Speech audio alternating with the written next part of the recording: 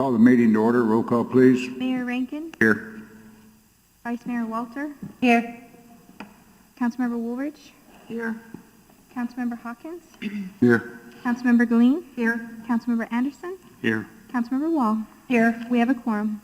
Ladies and gentlemen, we're going to start off tonight's meeting with a moment of silence, and then we'll go into the Pledge of Allegiance.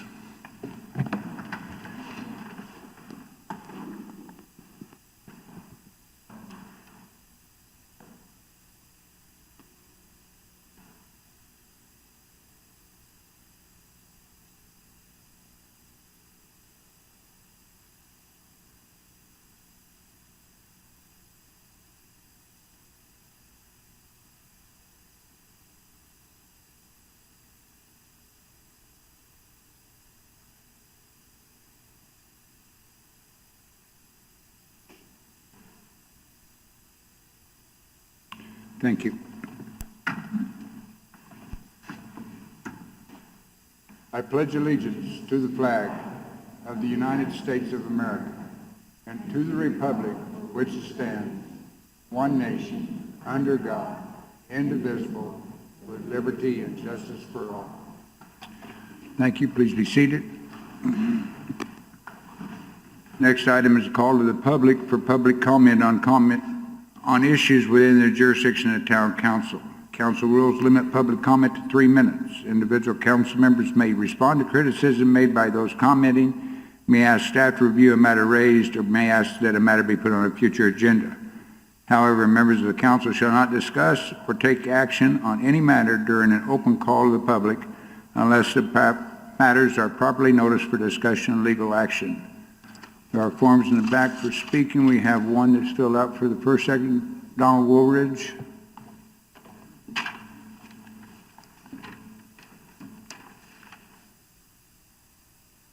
Good evening, Honorable Council. I stand before you this evening to simply pose a question. I live at 534 West 14th Street here in the town of Florence. I'm also a member of the Parks and Rec Commission. And my question is related to well, it's been a while since we've had council liaison representation from the council at our meetings, and I'm wondering, do we still have a liaison? And the reason for my question is that I'm in direct communication with quite a few young people in this community, and they're wanting to come before and be a part of some of our meetings to see if it's possible that they could become junior council members. But I've had to put them off because I've not been able to address the situation with a liaison from the council. And that's my question. I'll direct our liaison to get with you, and she should be getting with you this week, Donald. Okay, well, it's been a while since we've had representation. Okay. All right, thank you. Yes. Does any other member of the public have anything they'd like to say during this open call to the public? Seeing no movement, we'll close call to the public. Item A, presentations. Item A, retirement award presented to the family of Sergeant Samuel Phil Pankey for 17 years and 6 months of dedicated service. Mr. Hughes and Mayor Rankin will be presenting.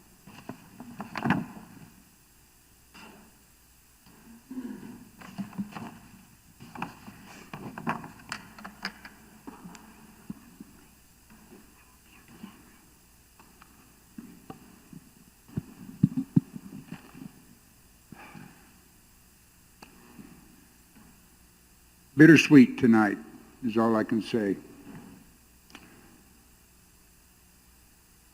We're here to honor Sergeant Sam Pankey, big old teddy bear that he was.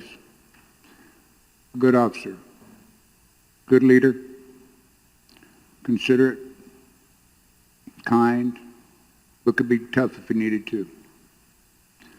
All the good elements of a good police officer. He was there. As I said, it's bittersweet. Usually at a retirement, you're here with the person to receive the awards that he so duly deserves. Sam fought a battle, kind of rough battle. He succumbed to cancer prior to us being able to do this for him. Sam came to work first as a part-time firefighter for Florence back in 1997, 19 years ago. Wow. He left that role when he was hired as a police officer in July of 1998. He went on to become promoted to sergeant in September of 2007. And because of what Sam was facing, he didn't want to, but he had to retire.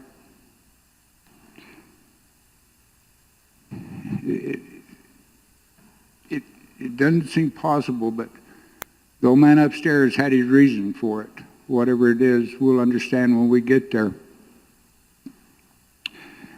We had originally planned to make this presentation to Sam, but now Melinda and Caitlin, you're going to get it, okay? But he is remembered for his dedicated commitment to protect and serve, as we say in the police business. And by the amount of people here tonight from the police department, shows a good sign of respect that the police department had for him. You know, a person is a person, but what he does with his career and his working career leaves an impact on all of us.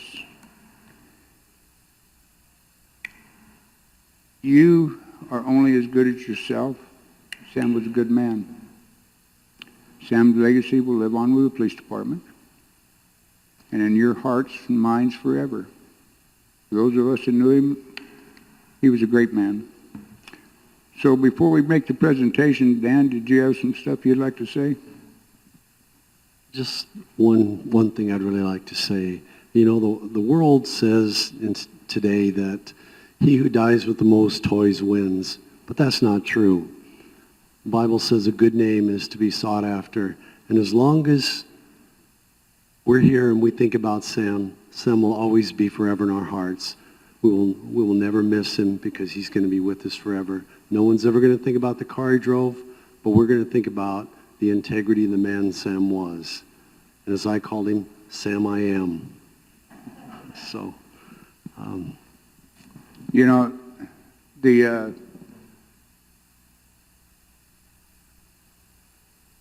it's hard for me to do this, but our families go back a long time. Caitlin, you were in my daughter's wedding. Melinda, you fixed my wife's dress so she could wear it. And those are kind of memories that your families leave with people forever. And I know Donna and Jessica, when we heard about it, it just horrible. But again, we have to keep our faith and keep going, because that's what he'd want you to do. And right now, I'd like for you to come up here so I can give you some things, if I could.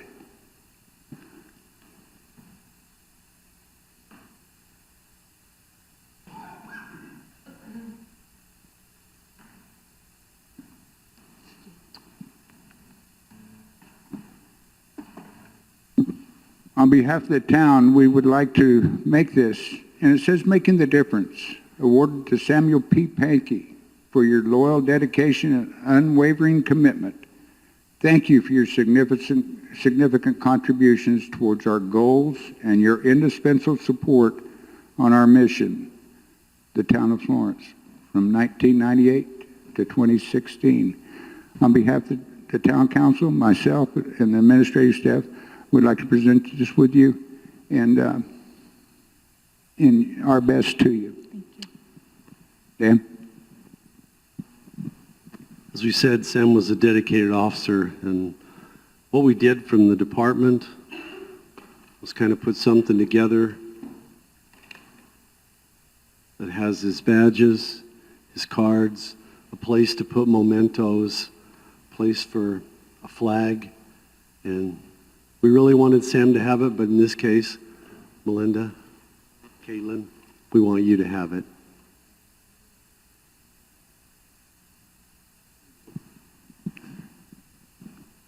The badge that he wore, he was proud of that. Keep it always. Again, thank you, and again, accept the whole town's condolences.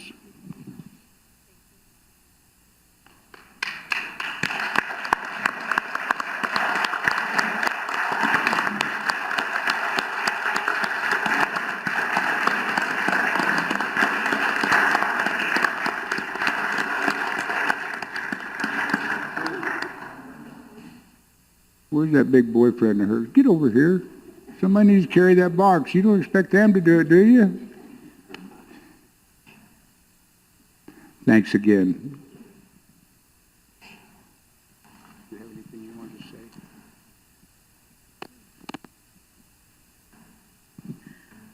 Well, for the first time, I'm speechless. And I know he's looking down on us today. And, I mean, everybody's been so wonderful and supportive. And I appreciate everyone's support and your prayers. And I just can't find the words to thank you enough. But my daughter and I take it day by day, and we'll get through this. But again, I thank you, everybody. Thank you.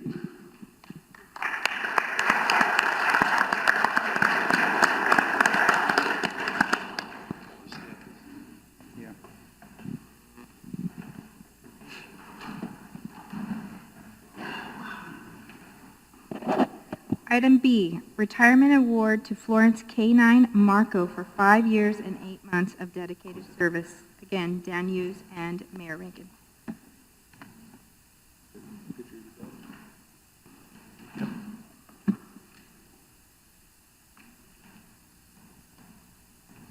This one?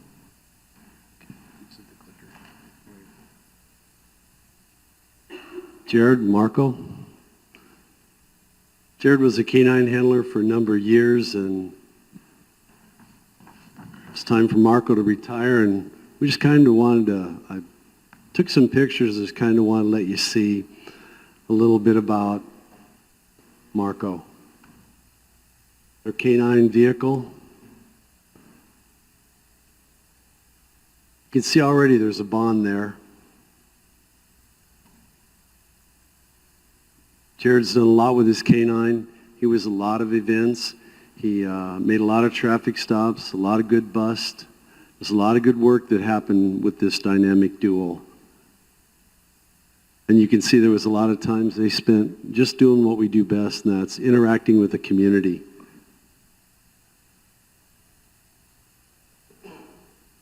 Probably my most favorite.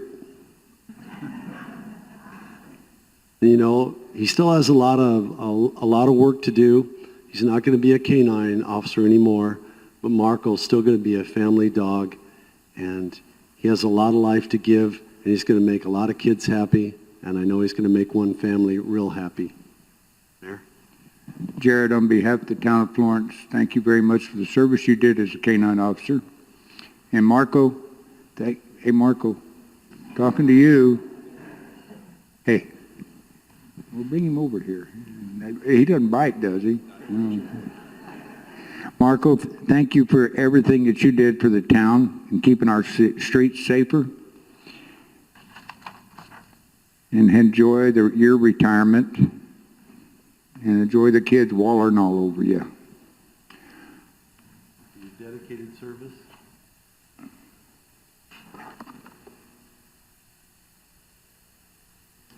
From 2008 to 2016, and you can thank Don. He had a lot to seeing this was made up. So on behalf of the grateful department, thank you, Jared.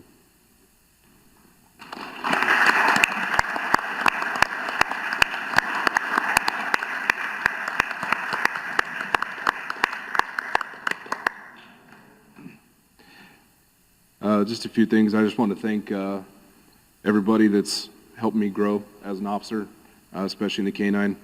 I was able to attend a lot of trainings that I was able to bring back to the other officers to help make the streets safer for everybody, help try to get some of the narcotics off the streets. I have to tell you, this is one of the best tools I've ever had.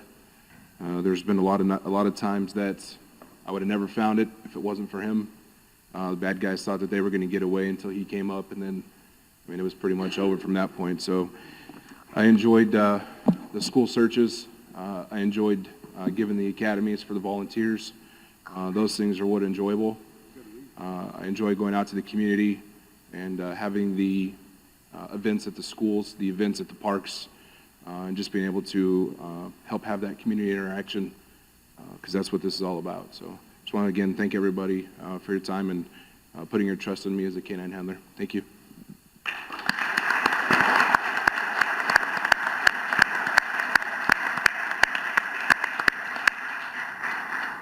Thanks, Tim. Item C, proclamation celebrating the town's 150th anniversary. Whereas the town, one of the oldest in the state, was established in 1866 by Levi Ruggles, a veteran of the American Civil War, and whereas on March 2nd, 1866, Esteban Ramirez filed the first recorded local homestead claim making the beginning of Florence, and whereas the town of Florence was home to Ernest McFarland, who was the American politician considered one of the fathers of the GI Bill. He is the only Arizona to serve in the highest office in all three branches of Arizona government. He was a United States Senator for Arizona, Senate Majority Leader, 10th Governor of Arizona, and finally sitting as Chief Justice of the Arizona Supreme Court. Whereas the town of Florence serves as the county seat for Pinal County and is one of the oldest towns in that county, with more adobe buildings than any other city or town in Arizona. Whereas the town of Florence is home to the Florence Townsite Historic District, as designated by the United States Department of Interior National Park Services, with over 125 buildings and sites listed on the National Register of Historic Places. Whereas Florence is the site of the Junior Prada, the oldest junior rodeo in the United States and home of many champion cowboys and cowgirls. Whereas the town of Florence, Arizona will be celebrating 150 years in 2016, with plans to mark this monumentous occasion with celebrations and activities throughout the year. Whereas on this anniversary, we seek to pay tribute to the values and citizenry set by those early settlers of yesteryear, and to encourage today's citizen to respect them and maintain these services, community activities, and inherent values by celebrating both the town of Florence's rich history and the town's prosperous future.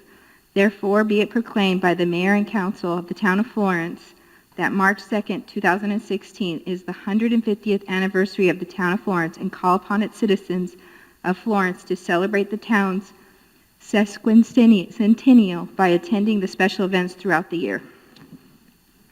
I've signed this tonight is our 150th year birthday present to the town. I'm going to have this put in the library where people coming in will be able to see it. So if you, Brian, if you'd have that put in the library, please. Put it up where people can be proud of it. We'll just go right into our next deal here. Can we just go into that? Yes, go ahead. we can. Presentation from the 150th Anniversary Ad Hoc Committee. Okay, I'm going to give it to Brian to start off with, and give you a little update on where we're at with our ad hoc committee. Thank you, Mayor. Got a quick little presentation here that we can show folks. Oops. There we go. Just to remind everybody, we kicked off the year with our 150th with our home tour. We had on February 13th, which had 28 historic structures. We had 718 paid visitors, and probably a few more that were wandering around town that were just going into a few of the things that did not require a wristband, and 144 volunteers, which really was amazing. And because of those volunteers, you can see we stayed within our budget. We had almost $8,500 in direct costs, and through our ticket sales, we were able to generate just over $10,000. So covered our direct costs. That's really, really cool when you can do that with a special event. We got many more special events, as the mayor alluded to. We've got our historic home tour we did. We'll have some more concerts throughout the year. We've got our Easter extravaganza, a lot of different things there. But we also have a few other events that we're working with a lot of different volunteers on. We're working with the Mounted Posse on a rodeo and Native American Art Festival. We're working with the Sons of the American Legion on a Military Appreciation Day, and also with the Masons Lodge. And then hopefully, if everything goes okay with our sponsorships, we're hoping to end the year strong with a really cool New Year's Eve celebration. So that's some of the things we got coming up. But just immediately this Saturday, we're doing a special screening of Murphy's Romance over at the soccer fields. I know there's quite a few people who were around during that, and we're looking forward to maybe some of those folks coming up before we show the movie and sharing some stories about what was going on back then. But we've been promoting this like crazy. We've been getting a very good response from the residents and visitors. We just did an info booth up at the Spring Festival at Anthem just this past Saturday, and everybody who came up to us was really excited about this. So I think we're going to get a great turnout this Saturday. The weather's supposed to be beautiful. Our Easter extravaganza, we've got over 15,000 stuffed eggs coming up on March 19th. And that's from 8 a.m. to 10 a.m. And we've got a new pancake breakfast starting at 7 in the morning with that.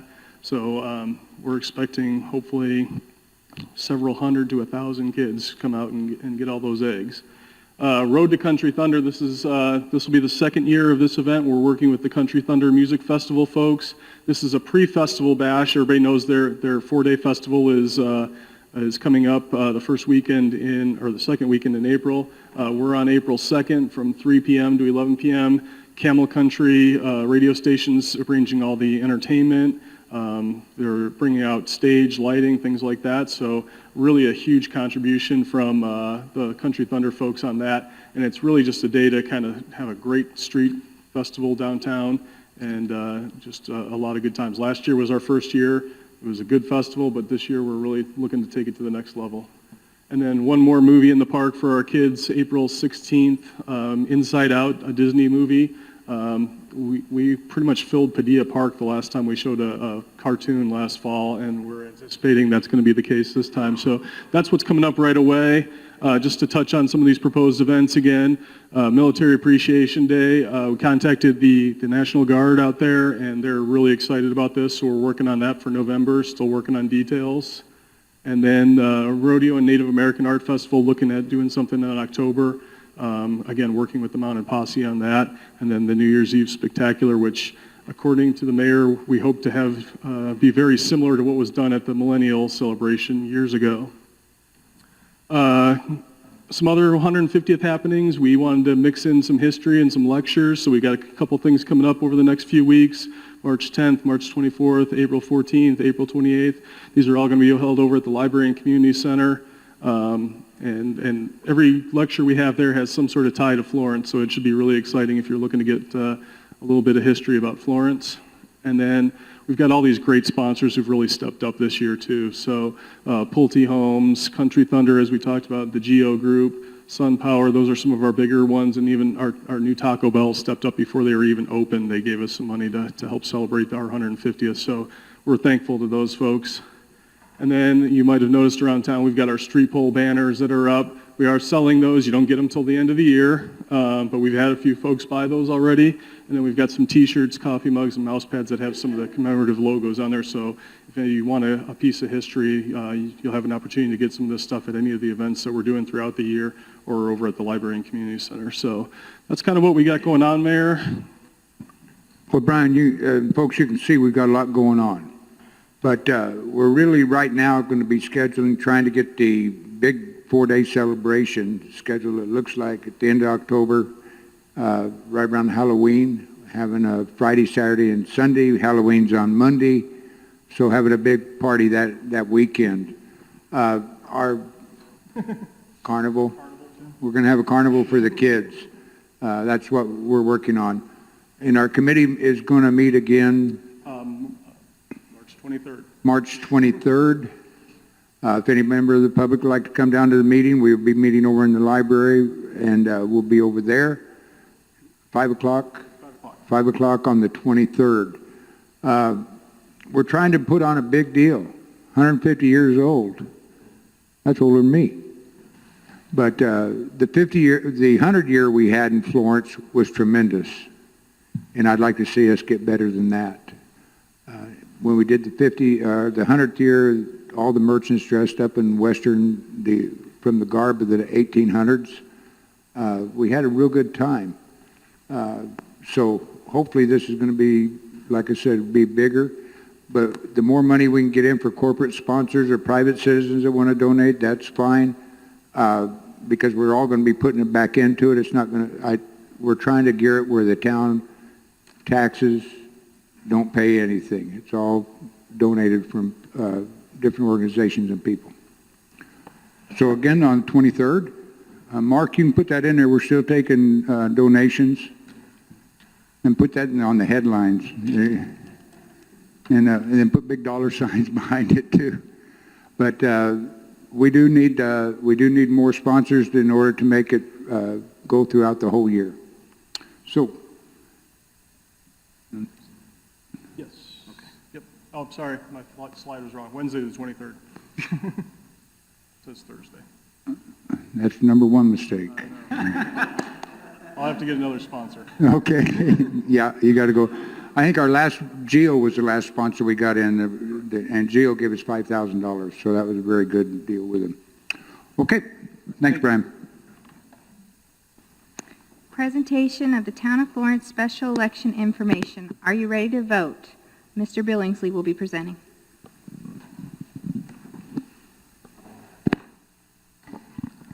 Test. All right. As usual, when I give a presentation, half the room clears out. So please observe.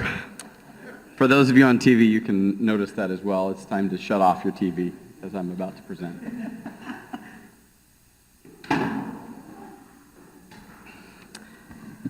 Are you ready to vote?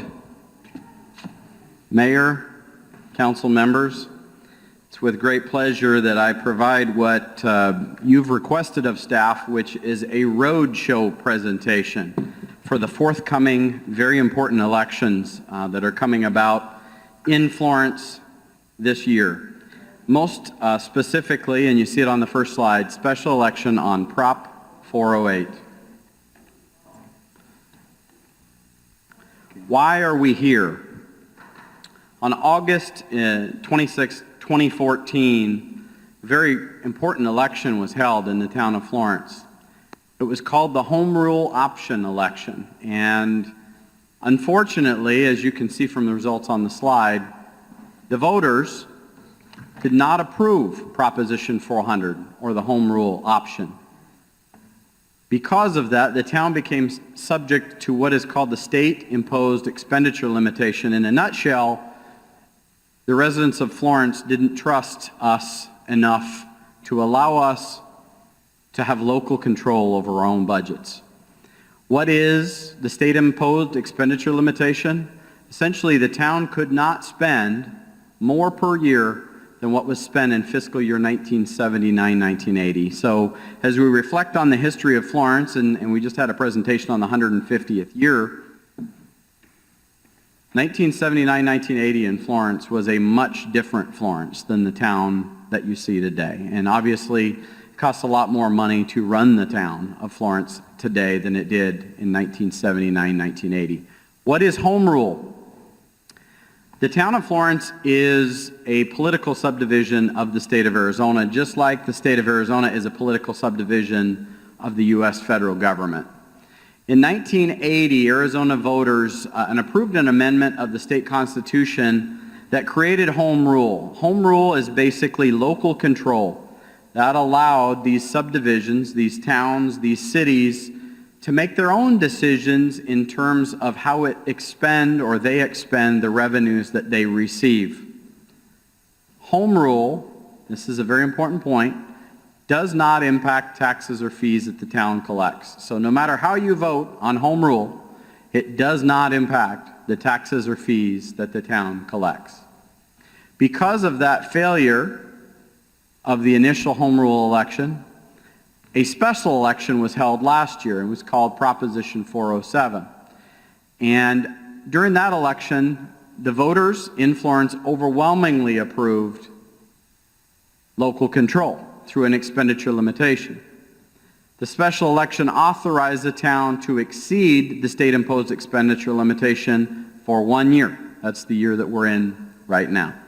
Once again, it does not replace home rule, but it was a one-time vote for one budget year to allow us to actually expend the revenues that we received during that year, which is the current year. This year, as a follow-up, there are going to be 2 elections. The first election is going to be just like last year's election. It will be Proposition 408. It will be held on May 17th. It is once again a vote to allow the town of Florence to expend its revenues that it receives and to exceed the expenditure limitation for this upcoming fiscal year, which is the 16-17 fiscal year. Once again, allows us to expend the revenues that we receive and not be limited to the revenues expended in 1979-1980. Later this summer, there will be a second election. That will be the home rule election. That will allow the town of Florence to maintain local control for a 4-year period. We'll have to come back to the voters 5 years from now if both of these pass for another home rule election. Once again, May 17th special election. It's identical to last year's election, which was overwhelmingly approved by the voters, and will result in no increase in overall expenditures from last year. Important point to make, no increase over the expenditures from last year. What does that mean? And you'll see in the ballot language, that will allow the town to set an expenditure limitation that's $15 million over the 1979-1980 number. The actual ballot language is here on the screen. Once again, Proposition 408. This is what a yes vote means and a no vote means. What are we talking about here? When we talk about the budget of the town of Florence, revenues, and local control. Town of Florence provides many services to its residents that we depend on every day. From police and fire to street maintenance to all of those things that we appreciate that make life here and the town itself so special. If, in fact, the election doesn't pass in May, the town will need to make $15 million in cuts to services, projects, and personnel if 408 is not approved. What are we doing as a council, as an administration in the town of Florence to make sure that your tax dollars are being spent in the best possible way? If you were tuning in at our last regularly scheduled meeting, you saw a presentation by me that talked about a budget target. It was changing the way we do business. It was following best practices, and it was implementing fiscally conservative practices going forward. Those have been implemented. They will show at least $500,000 in savings from what was originally projected in this fiscal year. In addition, every year when we go through the budget process, which we're in right now, every citizen is able to come forward and participate in the adoption of the town budget and, in this case, setting the expenditure limitation if the vote goes through. Where can you vote? Point number 1, this is not an all-mail ballot election, so make sure that you're registered to vote. The last day to register to vote is April 18th. Contact our town clerk or the Pinal County Elections Office and they can help you with that. There are going to be 3 polling places in Florence. One will be at the Town Hall Council Chambers, where we're at right now. The second will be at the gym at the elementary school. And the last will be at the Anthem Parkside Community Center.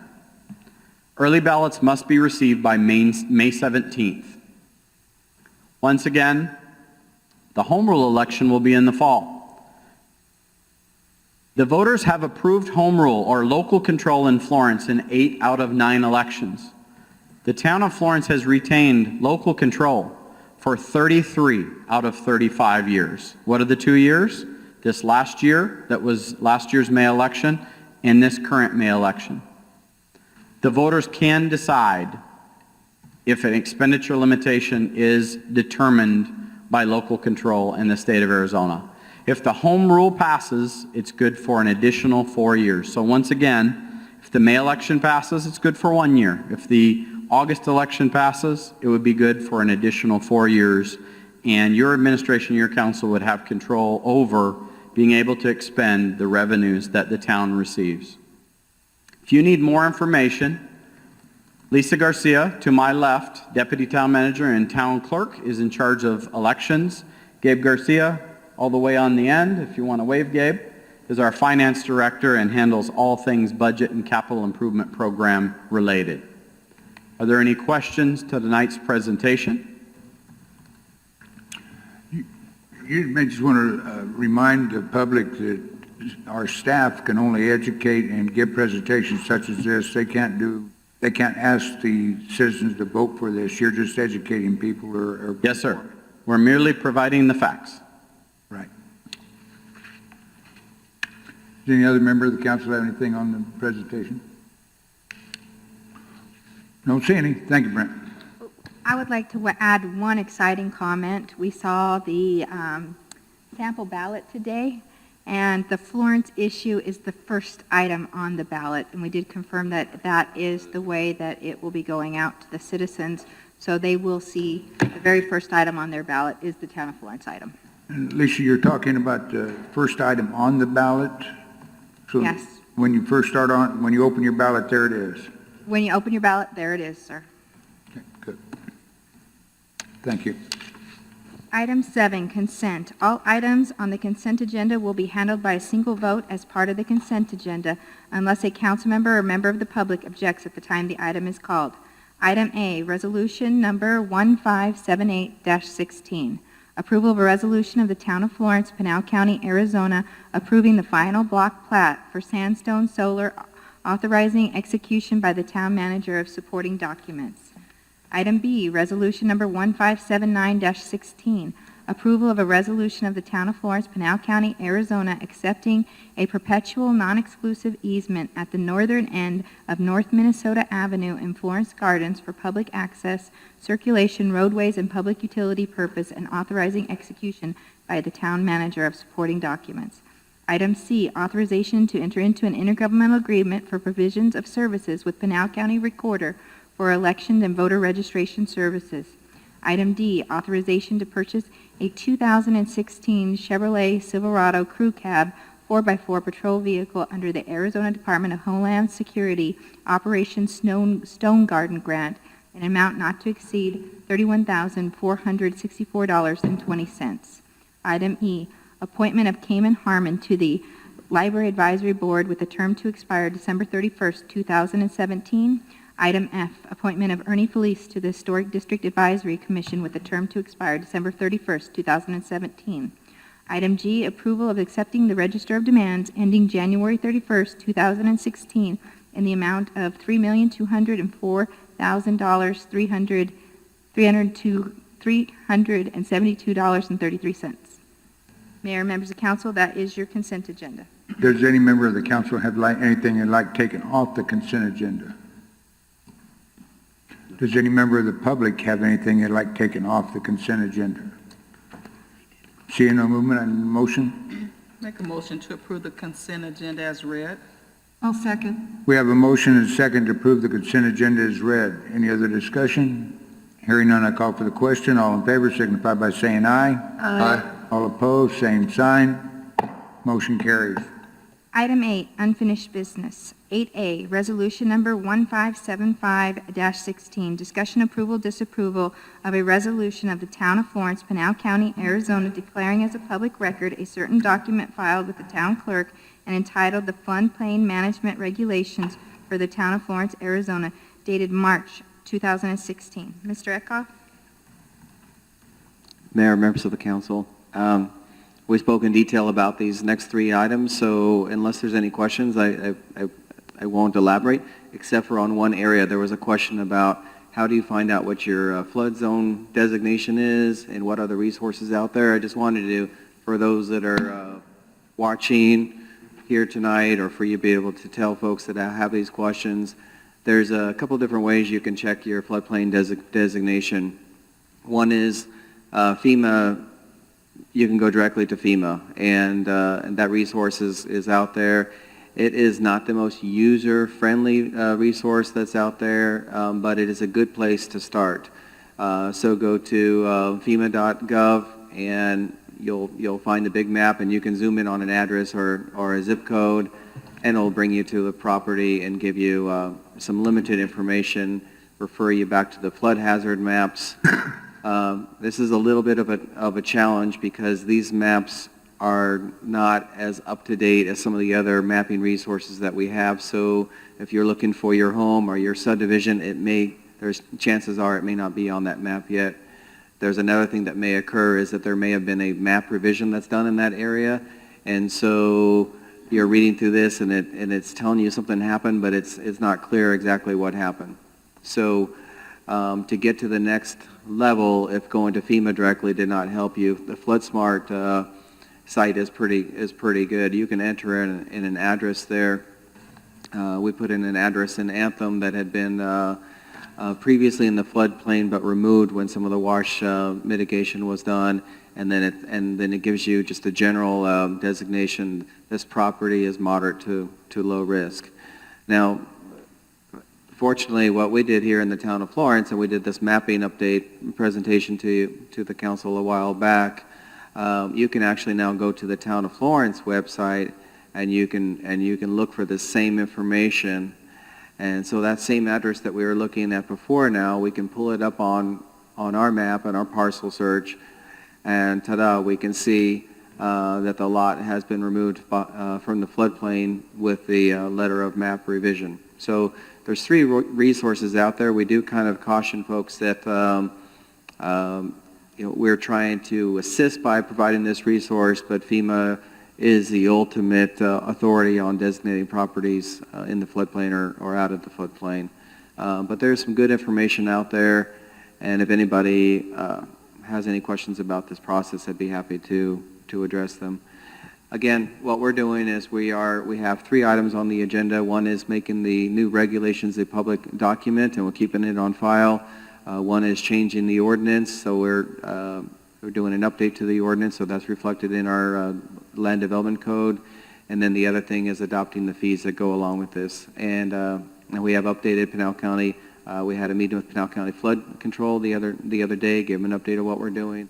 And of course, we're working closely with the folks at Arizona Department of Water Resources that handle this aspect of floodplain management. I'd be happy to address any questions. Does any member of the council have any question of Mark? No. Okay, Mark, thank you. We need a motion on Resolution 1575-16. I'll make a motion to adopt resolution number 1575-16, declaring the revised floodplain management regulations A second. be a public record. We have a motion and a second to adopt Resolution 1575-16. Any other discussion? Hearing none, I call for the question. All in favor signify by saying aye. Aye. All opposed, same sign. Motion carries. Item B, ordinance number 645-16. Second reading and discussion approval disapproval of an ordinance of the Town of Florence, Pinal County, Arizona, amending Section 151.01 National Flood Insurance Program under Chapter 151 Floodplain Regulations and within the Land Usage Section Title 15 of the Town of Florence Code of Ordinance. First reading was held on February 1st, 2016. Mr. Mark Eckhoff was presenting this item. Mike, you explained everything. Any discussion? Need a motion in? Make a motion to accept resolution number 1579-16. Bill, I think we're on item B.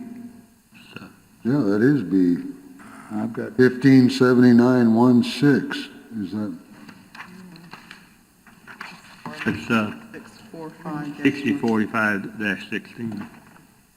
Oh, okay, all right, I'm sorry. I drifted up. Is that your Okay, motion, well, is to approve it? Okay. Bill's made a motion to adopt ordinance 645-16. I'll second. Discussion? We have motion and second. All in favor signify by saying aye. Aye. Aye. All opposed, same sign, motion carries. Item C, resolution number 1576-16, discussion approval, disapproval of a resolution of the Town of Florence, Pinal County, Arizona, adopting revised fees associated with the update of the floodplain management regulations for the Town of Florence, Arizona, dated March 2016, and incorporating said comprehensive list of administrative fees into the Town of Florence Schedule of Fees. Mr. Eckhoff?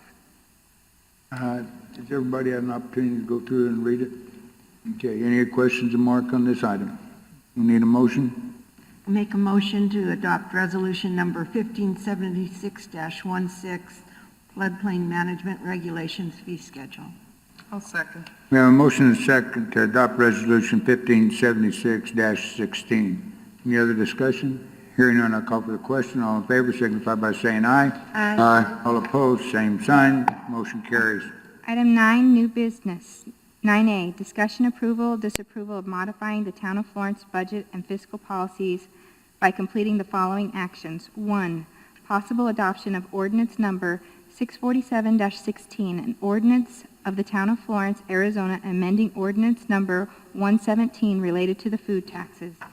Item 2, possible adoption of ordinance number 648-16, an ordinance of the Town of Florence, Pinal County, Arizona, amending ordinance number 118A related to the use of construction tax. Item 3, possible adoption of resolution number 1580-16, a resolution of the Town of Florence, Pinal County, Arizona, amending the Town of Florence budget and fiscal policies.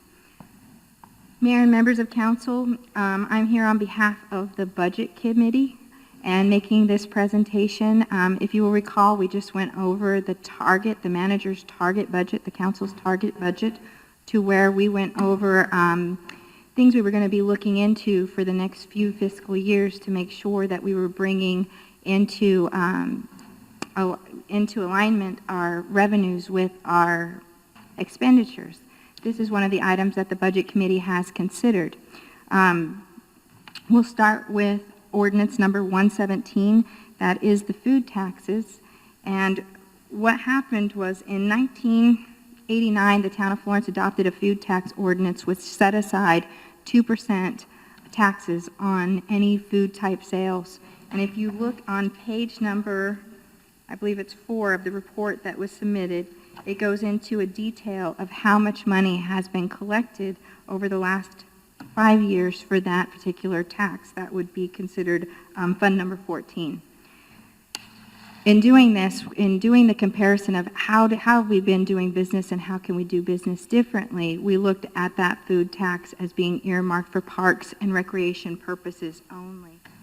That was earmarked underneath a ordinance that was of the Town of Florence, and it's not something that was voted on by the voters.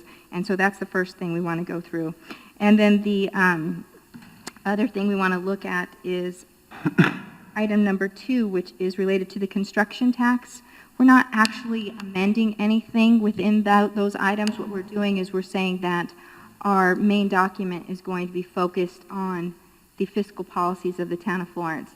That means if you're doing any research, if you're looking for the document that is the governing document, you're not going out and pulling out 3 different ordinances. You're just looking at our policies, and everything is incorporated within our policies. So if the council wants to change our policy, we'll go back to that policy document and make those amendments. It keeps everything together so that future staff members understand what the fiscal policies of the Town of Florence are. And the third item, which is the possible adoption of resolution number 1580-16. What this does is this goes back in and it amends the entire policy, well, 2 sections of the policy. And what it does is it allows for construction taxes or our one-time revenues for 1/3 of those to go into the general fund for 3 fiscal years starting this fiscal year. So if you look, that is a fiscal impact for the Town of Florence General Fund of $360,000. Again, this would be a 3-year process for the Town of Florence to do that in order to get their revenues in line with expenditures. When we talked about the food tax, if you saw, it's for this fiscal year that it would be affected. It is $20,000 that is projected. And so that's roughly a little bit more than $500,000 that can be offset in the general fund, making sure that we are adopting a balanced budget. The other thing I would like to note, and then I'll turn it over to Mr. Billingsley, who would like to talk. The other thing I would like to note is the mayor asked me if these items were adopted as part of the 1990 special election. What the town of Florence did in the 1990 special election was they adopted Proposition 100, and I did include that information in your packet. What that does is that sets aside a project accumulation fund. That is another alternative to a home rule option, basically, or an alternative expenditure limitation. That particular item, communities would go out and they would adopt a capital accumulation fund if they can operate their system within the expenditure limitations of the state, but they would only need that extra to be able to build capital projects. And so what it states is that if you say what dollars are being collected, how you're collecting those monies, and what projects are going to be used, those dollars are going to be used on, then that is an exemption that is not included in the expenditure limitation. So you do need to note, by making these changes, if the town of Florence ever loses a future home rule, the monies will no longer be earmarked for specifically those purposes, so you cannot exclude those from the expenditure limitation process. Brent, you had something to say? Mr. Mayor, members of council, I want to put this in the simplest terms for the public to understand. It was presented at our last regularly scheduled meeting that a target budget would be presented to council to try and reduce our deficit projected in this year from $1.2 million to eliminate $500,000 minimum of that $1.2 million. That still leaves us $700,000 projected in the hole in the current fiscal year. The items that you see in front of you, we talked about modernizing, streamlining, adding efficiency to our process. Certain times in our past, and in a good way, council came forward and said, so that we have money for some capital items, we need to set some money aside from revenues. Those times when those were done, and Lisa stated those dates when those were passed, there were far fewer amenities in Florence than currently exist. The food tax, for example, was set aside for parks and rec facilities. A lot of general fund revenues have been spent over the last few years building parks and recreation facilities outside of this money. What's being proposed is that those revenues go to general fund, which general fund is what funds most of our salaries, including the costs and the salaries in the Parks and Recreation Department. Most of our challenges come in the general fund budget. So we'd be able to leverage some funds that were set aside for capital expenditures into general fund for operational expenses for the town to try and reduce the deficit. Secondarily, there were funds that were set aside that are known as one-time revenues, revenues from certain permits and taxes with respect to construction for single-family homes or commercial businesses. What we're saying is, let us take 30% of those one-time revenues set aside for capital expenditures, and if needed, that's a key statement, if needed, if we don't need any of it to balance our budget, then we won't use it. If we need half of it to balance our budget, we want the ability to use it. But those funds that were set aside for capital expenditures, we'd like to take 30% of those revenues for a 3-year period so that we have that as a tool in our toolbox to try and balance the budget over these next years, because we all know we've been expending general fund unrestricted revenues to build capital projects. At this time, we would propose that for a 3-year period. And I hope that helps to clarify that. And I just want to make one further clarification. If you go to section 4.23, one-time revenues within your policy, you will note that we have specified completely that the first section in red is effective fiscal year 2015-16, 16-17, and 17-18. And then if you see right underneath that section, it goes back in and it says effective July 1, 2018, and it places all of the one-time revenues back to the capital improvement funds. We didn't want to take a chance of leaving it just in a resolution or an ordinance. We wanted to make sure it was specifically written into the policy so there would be no question as to what needs to happen in July 1st, 2018.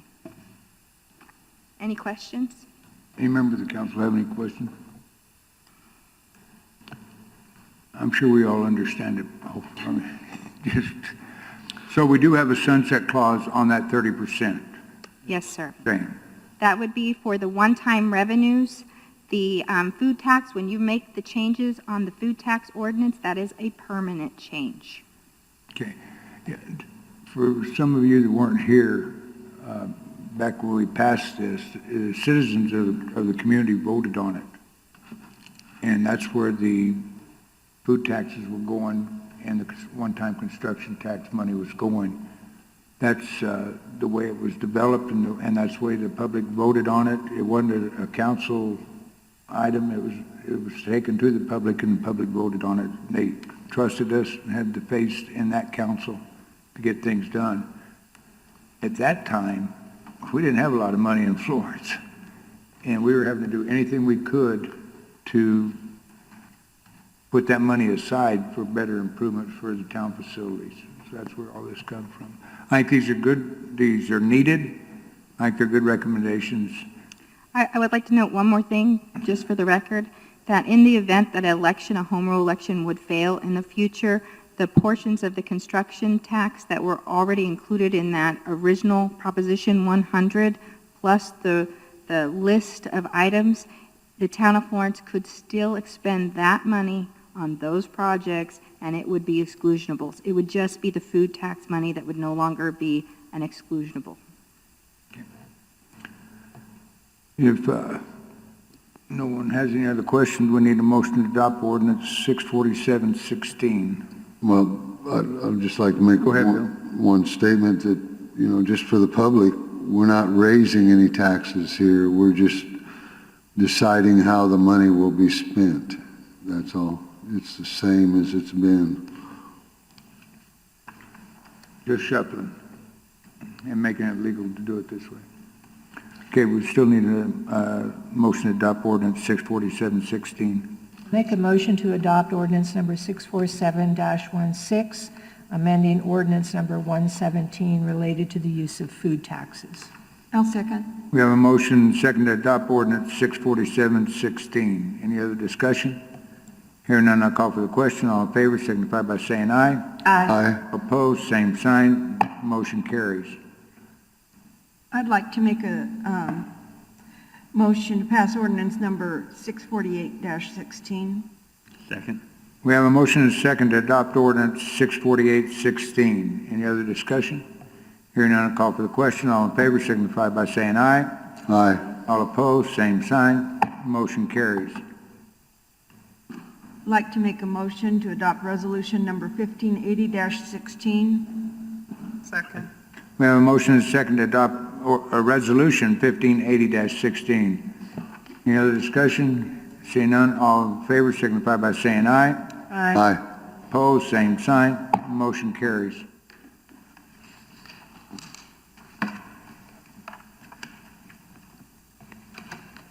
Jess, you're up. Mayor, Council, for fear that Brent would do this presentation and clear out the rest of the room, I'll be taking over for our legislative agenda presentation we have this evening. Tonight I'll be talking to you, Mayor and Council members, about our legislative agenda, things that we're looking for with regards to bills, seeking direction from Council on big issues, specific bills, whatever you see fit, and then updating you on some of the bills that are impactful to Florence. The legislative session, we started on January 11th of this year, going on for a couple months here now. Haven't seen the degree of some of the bills we've seen in the past with regards to impact fees, HERF raids, things like that, but there are a few bills of concern for us to learn about this evening. Senate President is Andy Biggs, and our Speaker in the House is David Cowan. Here's the 8 criteria that as staff we've identified that we use when reviewing these bills on how it impacts Florence. So this is our proposed legislative agenda for council to provide feedback on. Number 1, protect existing revenue sources. HERF, or Highway User Revenue Funds, are very, very important to Florence. It's how we pay for our roads. It's how we maintain our roads. State share revenues obviously go a long ways to funding the services that the town provides.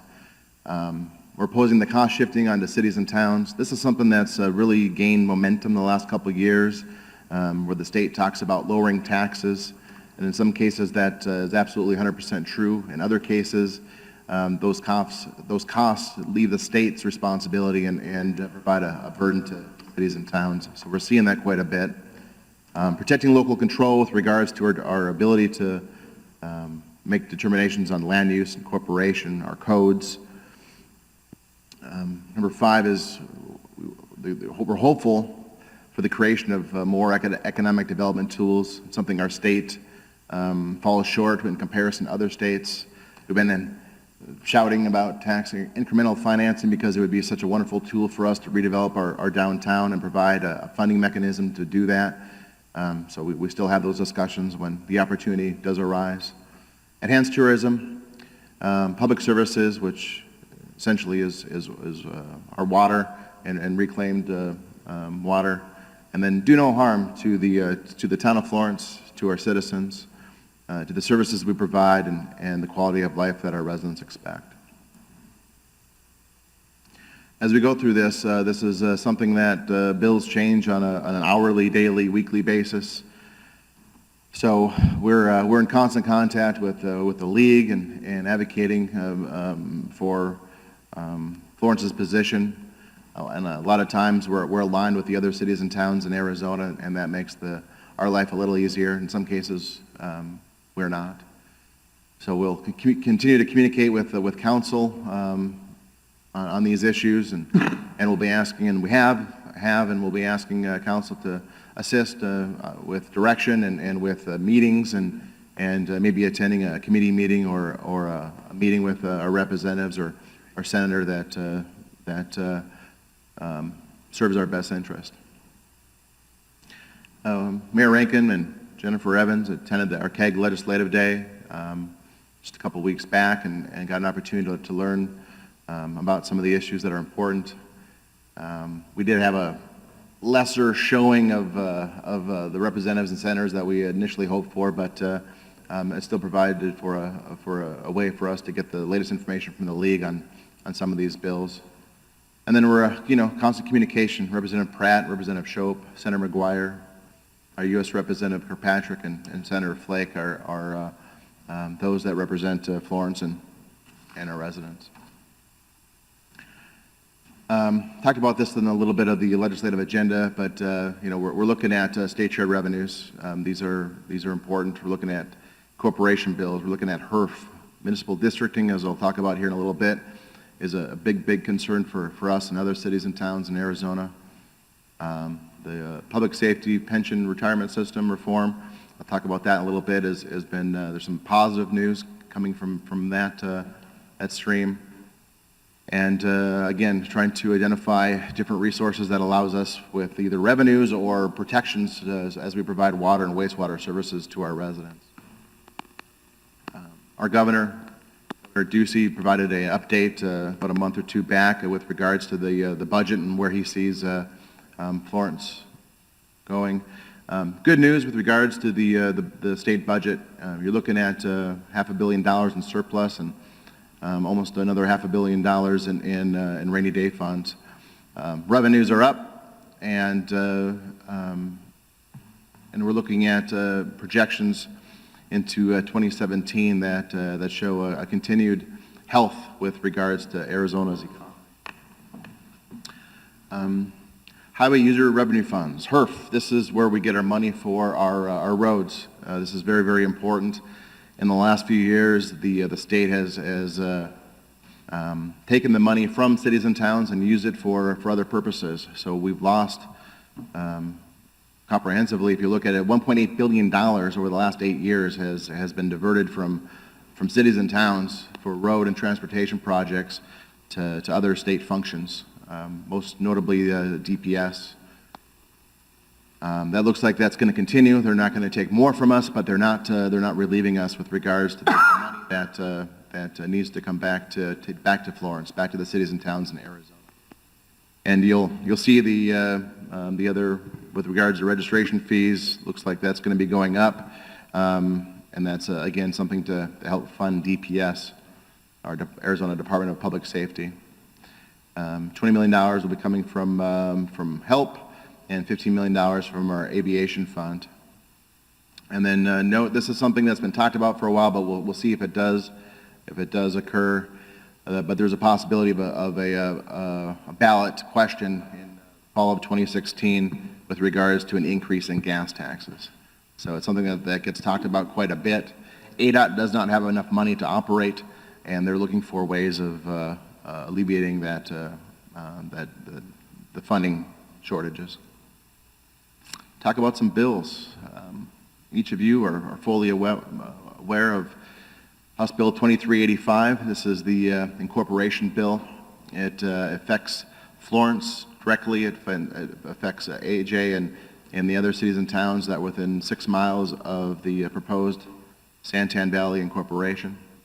This is the bill that has just really a slight amount of language, but you can see that it's geared towards the Santan Valley and Florence area.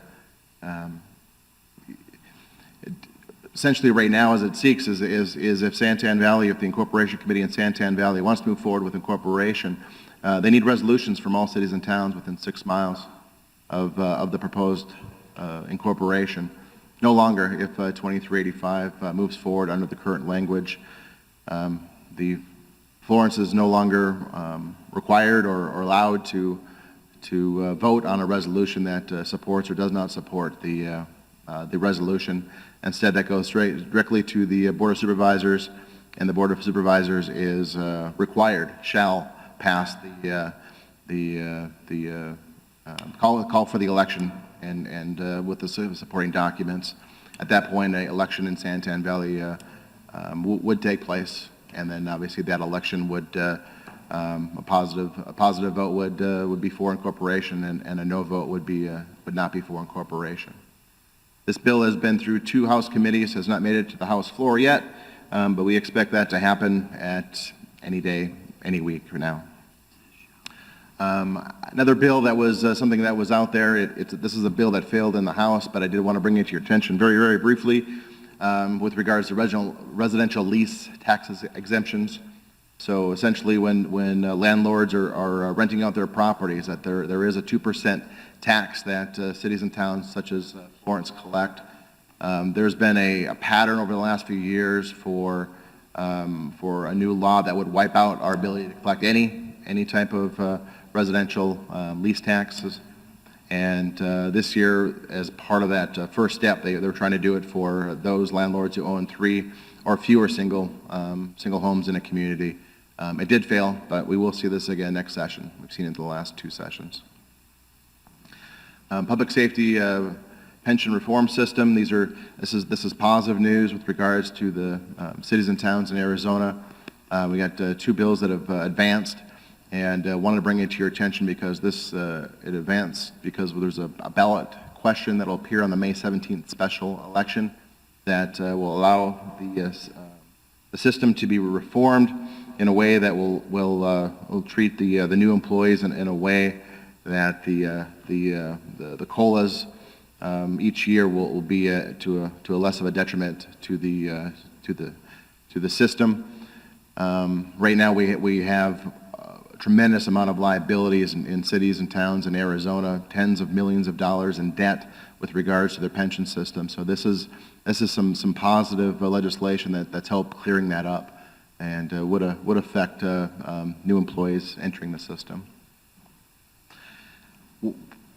if not the worst, one of the worst bills in my time in monitoring the legislative activities in Arizona is House Bill 2568. Essentially, this allows for CFDs to be created without the authorization of a city or town. It creates cities within cities. And with regards to our with regards to our CFD1 and CFD2 and here in Florence, the town council serves at the CFD board. Instead, there's a 5-member board that's identified. Two of those members, bless you. Two of those members are identified by the town council. 2 members are identified by the developer, and the 5th member is identified by the town council from a list of landowners provided by the developers. You're essentially creating a taxing authority from a private entity. We have serious concerns about how this would impact those cities and towns in Arizona, and really just a tremendously bad bill that is advancing. The bill is sponsored by the Speaker of the House. Speaker of the House is seeking election in Congress, so he is raising lots of funds for that campaign throughout this process. 60-0 was the vote in the House, and the Speaker of the House has not been shy by saying that if you vote against this bill, he'll find a way to pay you back. So that's why you're seeing a 60-0. Other bills of interest that we're tracking. This is a handful of the many bills that we're tracking, but we're looking for some cleanup with regards to our ability to go to election in the fall for the RTA, the Regional Transportation Authority. This is dealing with the proposed half-cent sales tax that'll be going for the voters for $600 and some million for road projects in Pinal County. We have some House Bill 2478 is dealing with some legislation. Forgive me for a second as I get up to speed on some of this stuff with regards to my notes. Lots of numbers to keep track of throughout this process.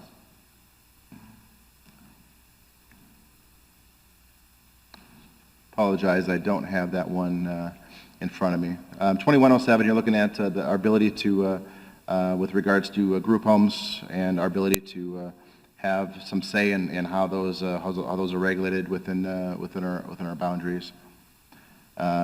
There is an optional individual flat income tax proposal that's out there, something that looks like it's just going to be a test run for individuals making less than $25,000 per year. There is an option to tap into the flat income tax. Has no bearing whatsoever financially on the town or otherwise, but it's something just to keep an eye out on how that may or may not affect cities and towns moving forward. Looking at for municipalities with the sale of property, just looking at moving that from $500,000 up to $1.5 million with regards to how that triggers special elections. So if we want to dispose of a property that's worth more than, right now, $500,000, we have to go to election to sell that property. Some debt limitations that affect our ability to bond, and lastly on that list is online home sharing administration. Something that I'm learning more about. If you look on the internet, there's a website called Airbnb. They've come to the league and proposing legislation on how their services would be taxed and how cities would receive the taxes owed to them. Essentially, you can go to any city or town that's got somebody listed on their website, and you can rent their house for a day or for a week, or rent a room for $75. I did check on it.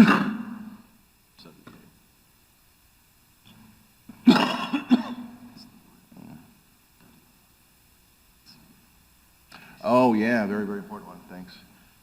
So that was with regards to the 1350 is just when they rent out rooms and houses like you would a hotel. House Bill 2478.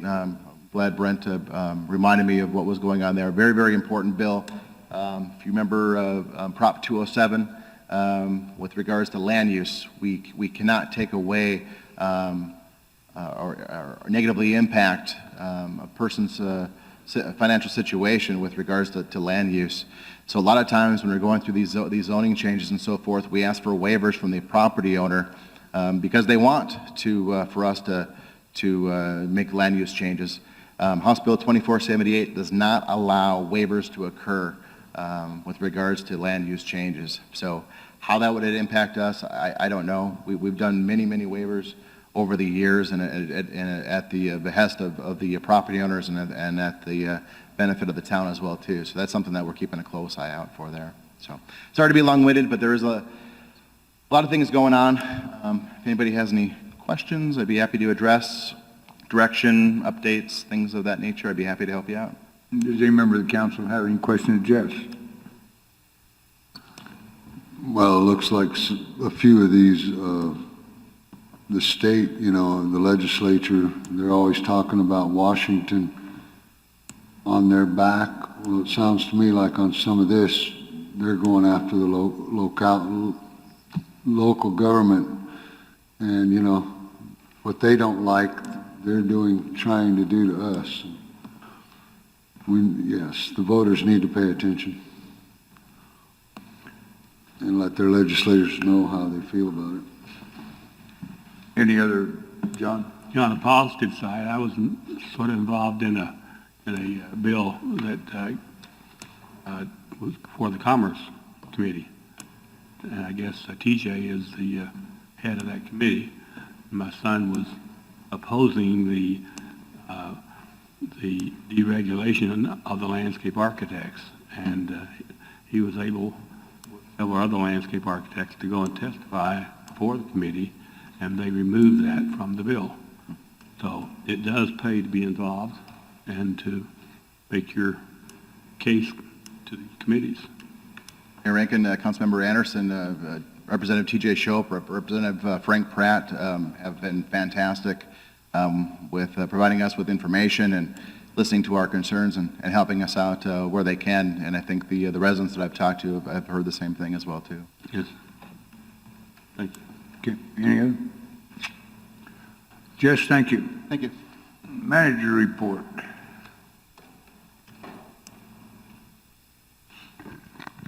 Mr. Mayor, members of council, I'll shut this down. A few things for tonight. First off, it was stated at our last council meeting that the town needed to develop a vision statement. And staff came to me following that meeting, and it's my pleasure to present the town's vision statement. And I think it's also important for me to point out, not only was this vision statement approved by council, it was approved by the voters of the town of Florence in the 2010 election to approve the 2020 general plan. And it is as follows. The town of Florence will successfully capitalize on its favorable location, rich historical past, diverse neighborhood, family-friendly parks, and natural Sonoran Desert setting to create a community and economic environment that is truly sustainable, desirable, and respected. Florence will carefully blend the old with the new to strive to maintain its position as the heart and core of Pinal County.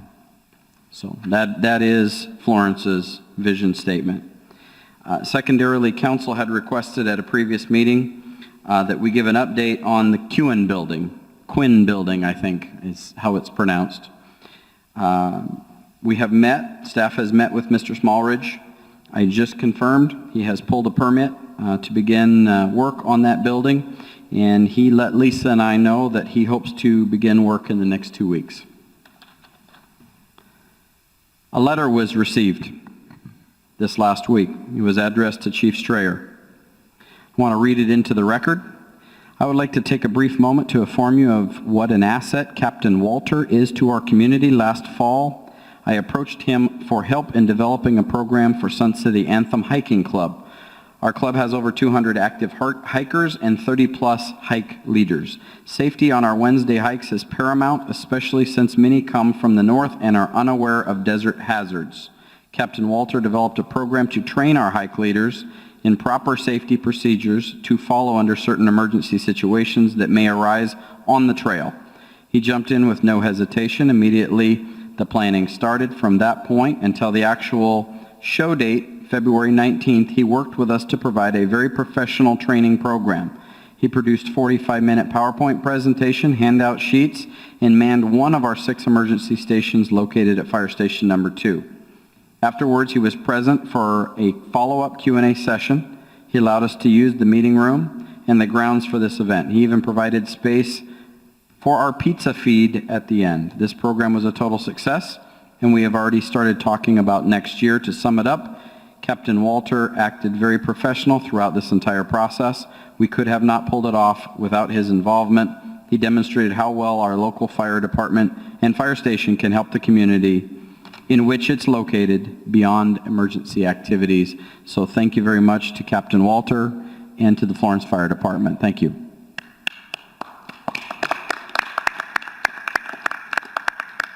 Next letter received, and this was sent to Chief Hughes. Residents of the Covington subdivision in Anthem each year hold a block party. This year it was held on February 24th at the Anthem Union Center with several hundred in attendance. The organizers, Teresa and Robert Van Cleve, contacted me to ask how they could assist the police department and our community.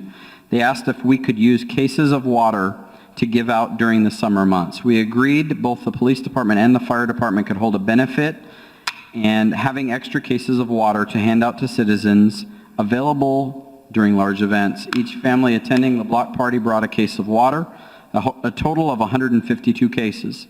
The members of the police and fire departments were on hand to thank the residents of Covington for their for their generosity and support from public safety for the town of Florence. Jake Sample and myself spoke to the group, thanking them for their support of public safety. The water was divided up amongst the departments. Both police and fire have water available for those in need during the upcoming summer months. In addition to the water, the residents of Covington donated $1,020 to the Guardian Angel program. The Guardian Angel program is a joint program between Parks and Recreation and the police department. We purchase and install devices in homes of elderly citizens so they can contact the police department in the event they need medical assistance and are unable to utilize the phone. The program is free to those who cannot afford this type of service. Thank you very much to the folks from Covington. Thank you very much for Fire and Police and Parks and Rec.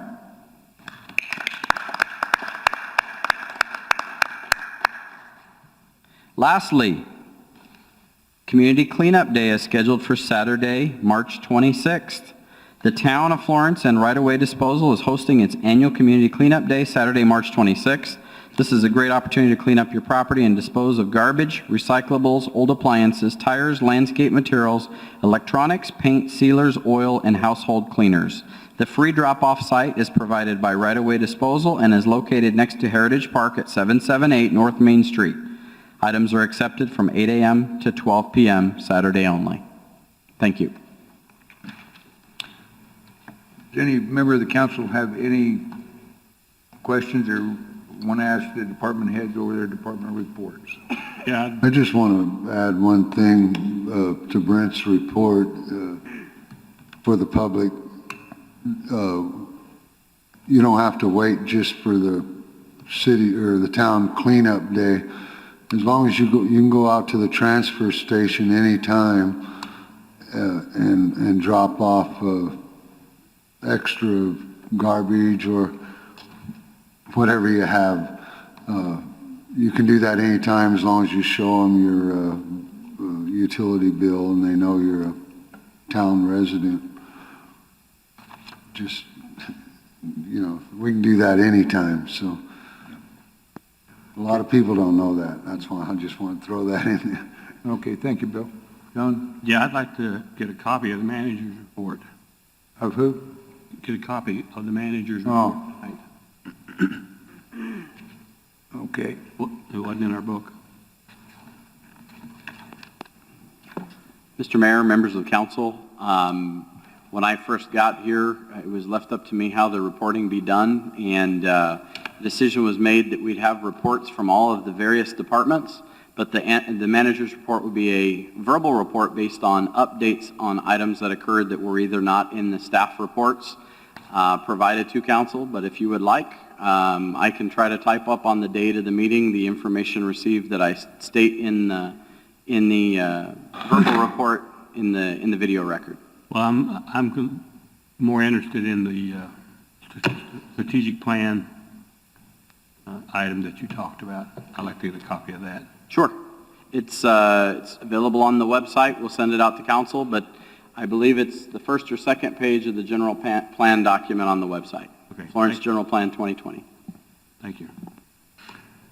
Any other questions of staff? Okay, going and hearing none. Call the public, second. Everything's still the same. Jim Cheetah?